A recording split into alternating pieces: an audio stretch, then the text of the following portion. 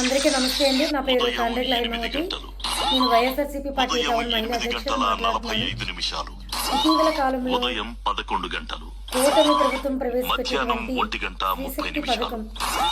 ఈ మధ్యాహ్నం పథకం వల్ల 2 గంటల 15 ఆటో నిమిషాలు డ్రైవర్ల యొక్క కుటుంబాలు సాయంత్రం 4 వెలగొట్టే గంటల 45 నిమిషాలు ఈ పథకం ఆటో సాయంత్రం డ్రైవర్లకి 6 గంటల ఒక 15 శాపంగా నిమిషాలు మారింది.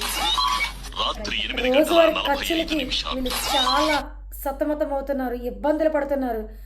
ఒక ఆటో డ్రైవర్ బతకాలంటేనే చాలా భయంగా బతకాల్సి వస్తుంది. అయ్యా సిబిఎన్ గారు, పవన్ కళ్యాణ్ గారు, నారా లోకేష్ గారు ఈ ఫ్రీ బస్సు రద్దు చేయలేకపోయినా కొన్ని సవరణలు అయితే తీసుకురావాలని కోరుకుంటున్నామండి. ఎందుకంటే ఇలాగే పరిస్థితి ఉంటే మేము బతికే అవకాశాలు కూడా తక్కువ. చాలా మంది డ్రైవర్లు చనిపోతున్నారు ఈ ఆటో ఈఎంఐలు కట్టలేక.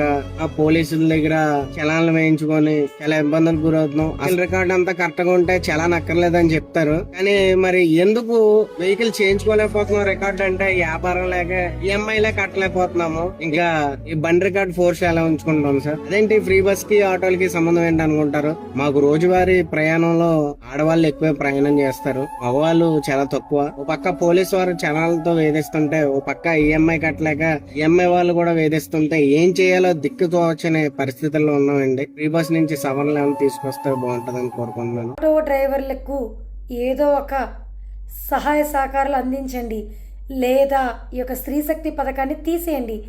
దీనివల్ల మహిళలు విచక్షణ రహితంగా సహనాన్ని కోల్పోయి ఒకళ్ళొకరు కొట్టుకుంటున్నారు. మరికొంతమంది ఈ యొక్క బస్సుల కోసం ఎదురు చూసి విసిగిపోయి ఏమీ చేయలేని పరిస్థితుల్లో వెనకడుగు వేస్తున్నారు.